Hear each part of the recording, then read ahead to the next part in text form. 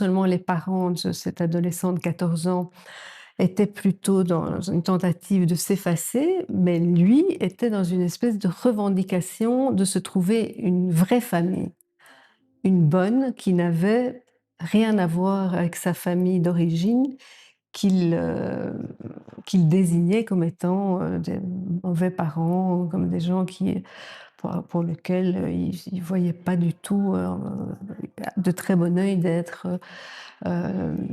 issu de cette filiation-là.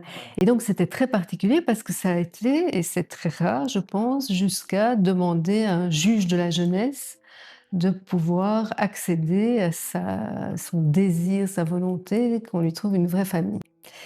Et donc ce qui m'avait vraiment frappée aussi, c'est que les parents étaient complètement consentants. Qu'il a envie de partir, qu'il parte. C'est là que je me suis rendu compte que ce qui était transmis en réalité dans cette situation-là, c'était la capacité à se faire tout seul. Et les parents, ce qu'ils disaient, c'était pas tout à fait vrai, qu'ils ne se mettaient pas en exemple. Ils disaient, ben nous, on s'est fait tout seul ce qu'on attend de notre fils, Daniel, nom d'emprunt bien sûr, c'est qu'il fasse exactement la même chose. C'est-à-dire à 14 ans, on n'a pas besoin de ses parents pour se démerder, on peut se débrouiller seul dans la vie.